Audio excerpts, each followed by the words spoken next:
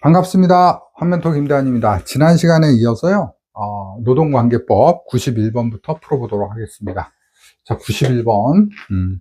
고용정책 기본법상 고용정책 심의에 대한 설명으로 틀린 것은, 자, 1번, 위원장을 포함한 25인 이내의 위원으로 구성한다. 이게 틀렸죠. 그러니까 고용정책 심의에는, 고용정책 심의회 위원은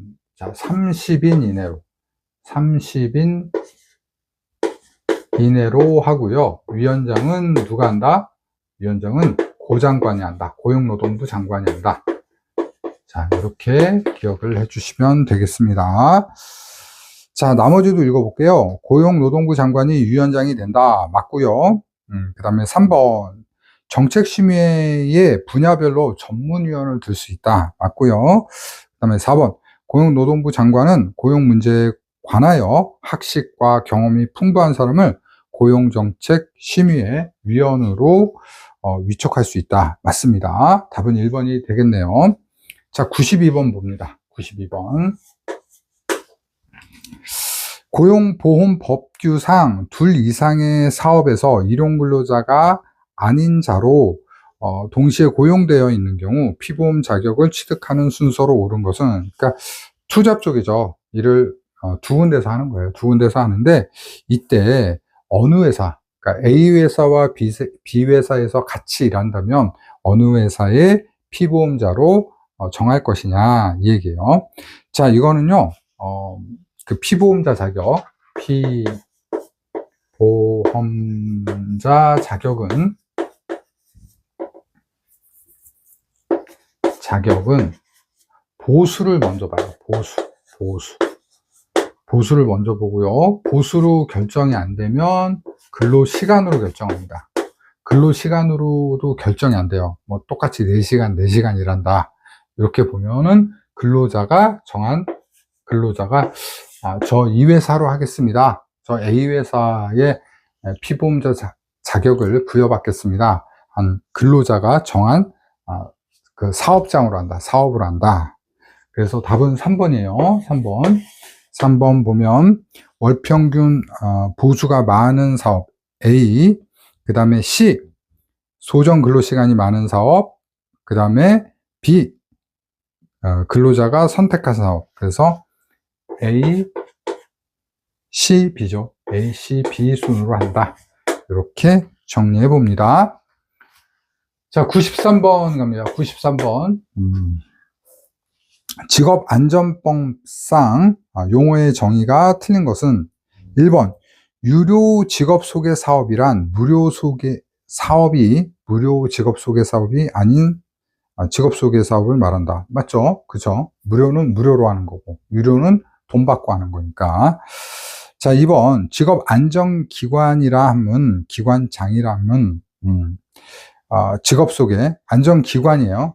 기관장이 아니라 안전기관이라 함은 직업소개, 직업지도 등 직업안전 업무를 수행하는 지방 고용노동행정기관을 말한다. 그래서 여러분들 뭐 기본적으로 이렇게 보시면 돼요. 각 지역의 고용센터라고 보시면 됩니다. 그 다음에 3번, 무료 직업소개 사업이란 수수료, 회비 또는 그 밖에 어떠한 금품도 받지 않고 하는 직업 소개 사업을 말한다. 그러니까 돈 받지 않는 거니까 무료죠.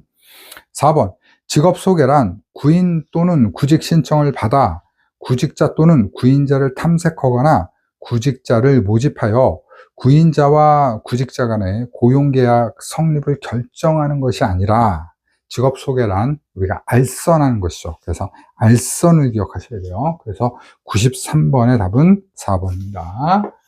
다시, 직업 소개란 무엇이다? 계약을 결정하는 게 아니라 알선하는 것이다. 자, 그 다음에 94번 갑니다. 직업안전법령상 유료 직업소개 사업에 등록을 할 수 있는 자에 해당되지 않는 것은, 자, 요거는 여러분, 유료 직업 소개 사업 등록에 해당하는 자, 이거 등록할 수 있는 자, 등록이 가능한 자는 여러분 2만 기억하시면 돼요. 이 숫자 2년이에요. 2년. 번호처럼 보일 수 있을 것 같아서 2년이에요. 2년이 답입니다. 무조건. 그래서 1번 보겠습니다. 국가 또는 지방 공무원으로 2년 근무한 경력이 있는 자, 맞죠? 2년이니까. 2번 조합원이 100인 이상인 단위 노동조합, 산업별 연합체인 노동조합, 총연합단체인 노동조합에서 노동조합 업무로 2년 이상 근무한 경력이 있는 자. 그 다음에 4번 초중고 교육법에 의한 교원 자격증을 갖고 있는 자로 교사 근무 경력이 2년인 자 다 해당합니다. 3번 보겠습니다. 상시 근로자 300인 이상 사업장에서 노무관리 전담자로 1년 이상 경력이 있는 자. 이게 틀렸죠. 그러니까 답은 3번이에요. 1년이 아니라 2년이다.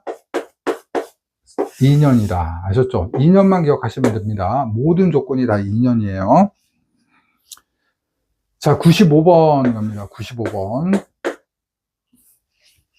근로자 직업능력 개발법상 직업능력 개발 훈련이 중시되어야 되는 자에 해당하지 않는 것은 1번 고령자 장애인 맞죠? 그 다음에 2번 5.18 민주유공자 예우에 관한 법률에 민주유공자 유족 또는 가족, 맞습니다. 그 다음에 3번 중소기업 근로자 맞아요. 그 다음에 4번 기간 정함이 없는 근로자. 기간 정함이 없는 근로자는 뭐예요? 정규직이죠. 정규직은 직업능력 개발 훈련이 중요시되는 사람이 아니다. 그죠? 정규직은 자기가 원하지 않으면 계속 할 수 있는 거잖아요. 그죠? 그러니까 훈련이 필요하지 않다. 중요하지 않다. 이렇게 보시면 되겠죠. 자, 96번 갑니다. 96번.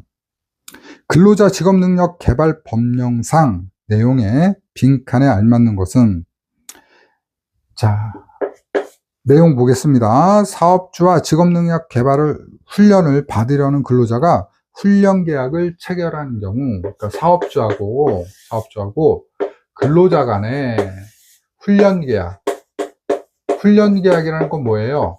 그러니까 사업주가 내가 너 채용할 테니까 내가 하는 사업에 필요한 기술을 좀 익혀줘. 그걸 배워. 이 얘기예요. 그죠? 그래서 훈련을 시키는 거죠. 그래서 사업주가 직업훈련, 개발 훈련을 이수한 후에 지정하는 업무에 일정 기간 종사도 하도록 할 수 있으나, 그러니까 사업주가 근로자에게 훈련을 제공하는 대신에 내 사업에서 일정 기간 일을 해줘. 이렇게 해야지 사업주도 투자할 맛이 나겠죠. 그래서 그렇게 할 수 있습니다. 그런데 그 기간이 이제 정할 수 있겠죠. 무한대가 아니겠죠. 그 기간은 5년이고요. 5년. 그러니까 근로자가 사업주가 정하는 사업에서 근로할 기간은 5년이고요. 그 다음에 5년이 되고, 또, 기간이 이제, 훈련 계약 기간이 1년짜리일 수도 있잖아요. 또는 2년이라고 하면, 자, 5년까지는 하지만 이 기간이 무한대로 갈 수는 없죠. 그죠? 그러니까 5년까지 정하고 몇 배까지? 3배를 넘어설 수 없다. 그래서 예를 들어서 3배가 기준이지만 2년 내가 훈련을 받았어요. 훈련을 받았으면 5년이지만 6년이지만 딱 5년까지 일한다 이 얘기예요. 그렇게 이해를 하시면 될 것 같습니다. 그러니까 3배를 초과할 수 없다. 그러니까 5년이고 기간은 5년이고 훈련 기간에 3배를 초과할 수 없다. 이렇게 정리하시면 좋겠습니다. 자, 97번 가겠습니다. 97번. 남녀 고용 평등과 일가정 양립 지원에 관한 법령상 육아휴직에 관한 설명으로 틀린 것은 1번 육아휴직 기간은 1년 이내로 한다. 맞고요. 2번 육아휴직 기간은 근속 기간에 포함한다. 맞습니다. 자, 여러분들 여기서 기억할 게 뭐냐면 근로자 유리의 법칙이에요. 근로자 유리의 법칙이에요. 유리. 그러니까 근로자한테 유리한 쪽으로 결정한다라는 거예요. 결정한다. 그래서 육아휴직 기간을 근속기간에 포함하게 되면 어떻게 돼요? 나중에 퇴직금이라든지 연금 수령액이 늘어났겠죠. 그죠? 그 다음에 3번 기간제 근로자의 육아휴직 기간은 기간제예요. 기간제. 사용기간에 된다. 포함하면 안 되겠죠. 사용기간에 포함하게 되면 이건 기간제 근로자는 불리해져요. 기간제 근로자는 사용기간에 포함하게 되면 어떻게 돼요? 계약기간이 줄어들겠죠. 줄어들겠죠. 그러니까 2년 계약을 했는데 육아휴직을 했어요. 1년을 썼어요. 그럼 뭐 어떻게 나가는 거잖아요. 1년밖에 못하고 나가는 거잖아요. 그죠? 네, 그러니까 유리하게 해야 되니까 이거는 기간제 근로자 같은 경우에 포함하지 않는다예요. 포함하지 않는다. 이렇게 기억을 해 주시고요. 4번 육아휴직 기간에 그 근로자를 해고하지 못한다. 당연한 거죠. 육아휴직 기간에 근로자를 해고하는 방법은 딱 하나요. 해고하는 경우는 딱 하나예요. 그러니까 답은 3번이고 어때요? 그 회사가 경영상의 이유로 사업을 더 이상 할 수 없는 경우는 해고가 가능합니다. 그때 외에는 안 됩니다. 자, 98번 보겠습니다. 98번. 남녀 고용 평등과 일가정 양립 지원에 관한 법령상 모성보호에 관한 설명으로 틀린 것은 1번. 국가는 출산 전후 휴가를 사용한 근로자에게 휴가 기간에 대해서 평균 임금에 상당하는 금액을 지급할 수 있다. 평균 임금이 아니다. 뭐다? 통상임금이다. 통상임금입니다. 주의하시기 바랍니다. 그래서 답은 1번이고요. 나머지 볼게요. 근로자가 사용한 배우자 출산휴가는 유급으로 한다. 유급으로 합니다. 근로자 출산휴가는, 배우자 출산휴가는. 그 다음에 배우자 출산휴가는 근로자의 배우자가 출산한 날로부터 90일이 지나면 청구할 수 없다. 맞고요. 그 다음에 4번 원칙적으로 사업주는 근로자가 난임치료 휴가를 청구하는 경우엔 연간 3일 이내에 휴가를 주어야 합니다. 그래서 틀린 것은 1번이다. 1번. 그래서 출산휴가 임금은 통상임금으로 한다.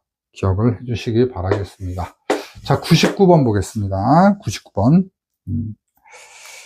자, 고용상 연령차별 금지 및 고령자 고용 촉진에 관한 법률상 고령자 인재은행의 지정 기준으로 옳은 것은 1번 고령자 구인 구직 상담을 위한 별도의 상담실을 설치할 것 맞죠? 답은 1번이 되겠네요. 1번. 나머지도 한번 읽어볼까요? 자, 인터넷을 통해 고령자 구인 구직 상담을 하기 위해서 컴퓨터를 몇 대? 한 대입니다. 그 다음에 고령자 구인 구직 상담을 응하기 위한 전화기 필요하죠. 전화기 회선은 하나입니다. 한 대. 그 다음에 4번 고령자 구인 구직 전담자는 몇 명? 한 명입니다. 한 명. 그러니까 이 고령자는